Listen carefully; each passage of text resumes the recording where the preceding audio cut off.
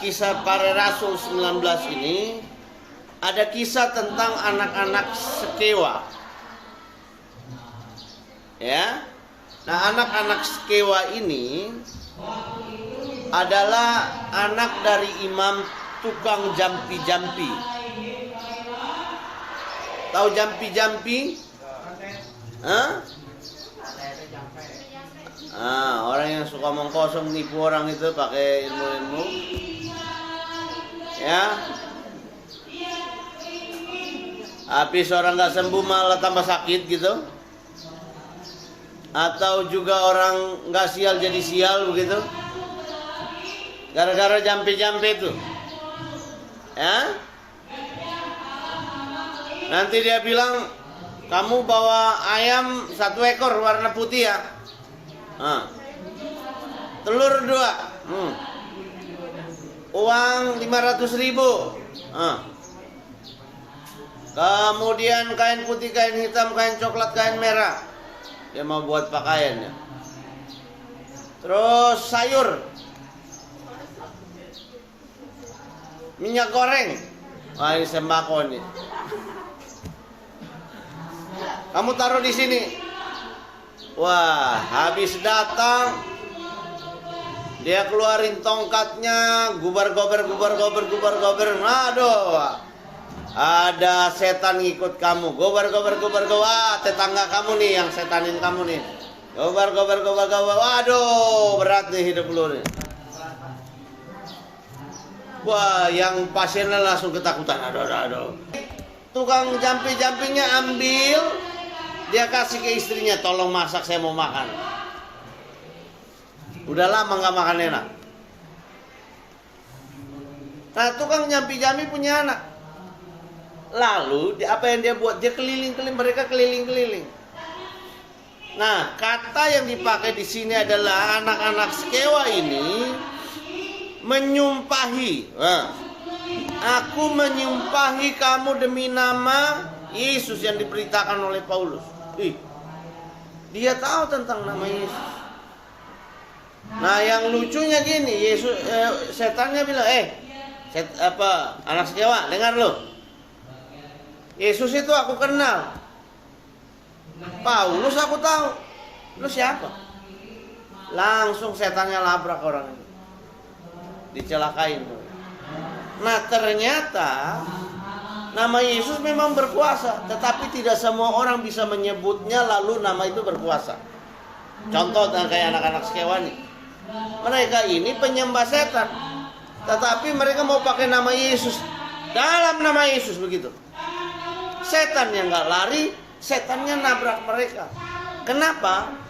Persoalannya mereka tidak ada Yesus di dalam hidup mereka. Kalau orang ada Yesus, bentak setan-setan lari. Yang nempel-nempel itu dalam nama Yesus, lari setan. Ditepok kepalanya dalam nama Yesus, setannya lari. Tapi kalau nggak ada Yesus di dalamnya, jangan jadi pembicara kedua ya kalau Pak Bram ngomong ya. Kalau jadi pembicara sini, maju depan. Jadi akhirnya kayak gitu. Nah, terus Pak Abraham, kriteria orang yang Yesus ada di dalamnya, ada kuasa. 1, perhatikan kalau kita sering belajar tentang hari Pentakosta. Hari apa? Hari Pentakosta. Hari Pentakosta itu Roh Kudus dicurahkan. Lalu murid-murid Yesus penuh dengan kuasa. Semenjak hari itu mereka ngusir setan-setan lari. Nah, yang pertama yang bisa membuat orang punya kuasa adalah Roh Kudus ada dalam hidup. Kalau enggak, kamu katain setan katain balik loh. Dia bilang ke pendetanya, kita kan nggak tahu orang jahat di sekeliling kita. Banyak orang jahat. Tapi ketika mereka melakukan yang tidak baik kita, dalam nama Yesus, kobar-kobarnya hilang langsung setan. Itu bedanya sama anak Skewa adalah mereka itu penyembah setan yang mau pakai nama Tuhan. Ya, penyembah setan yang pakai nama Tuhan. Jadi kalau kamu orang penyembah setan pakai nama Tuhan, nggak bakalan Tuhan berkuasa atas itu.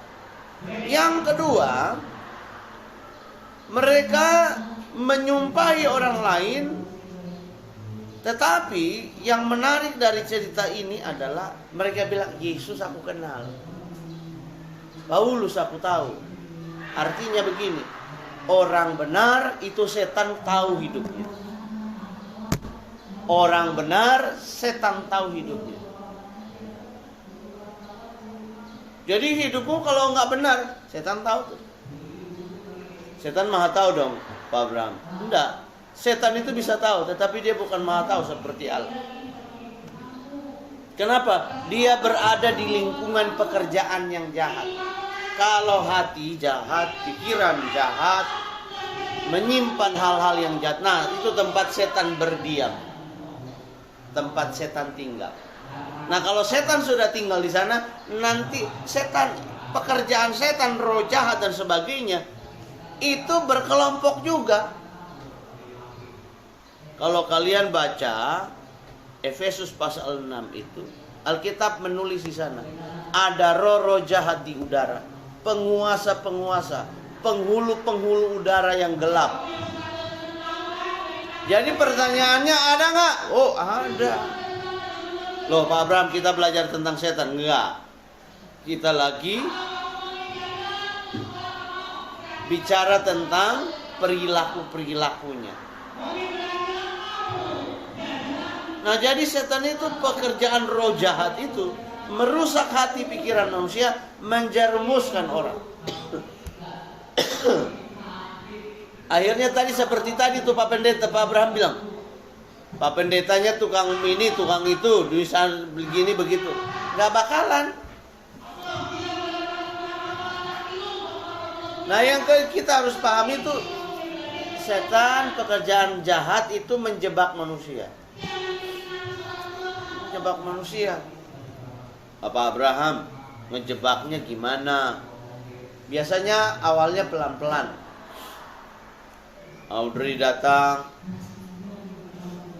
ditawarin nih, mau nggak nih Audrey? Ah nggak. Besoknya lagi datang lagi, tawarin lagi, mau nggak? Enggak. Tapi ketika 17 kali kedatang dia bilang, boleh juga sih, cobain dikit. Setan pakai siapa? Orang lain. Tiap hari. Sama-sama kayak kisah Simpson dan Delilah. Pernah baca tentang Simpson dan Delilah? Simpson itu tenaganya. Dia lawan ribuan orang cuman pakai rahang keledai. Dibunuh semua. Tetapi ada seorang wanita yang dipakai oleh roh jahat, tiap hari datang bilang sama Simpson, Simpson, sayang, kenapa? Tenagamu di mana kelemahannya? Wah, tapi karena tiap hari usaha yang tidak pernah henti-henti, akhirnya suatu saat kata Alkitab, maka tidak kuatlah hati Simpson. Tidak kuat. Karena Delilah tiap hari datang elus-elus. Son. Gimana sih Son? Nah yang gak menarik dari Simpson adalah dia suka sama perempuan yang tidak takut akan Tuhan. Jadi tiap hari dia elus-elus si Son. Son. Ini apa sih Son? Karena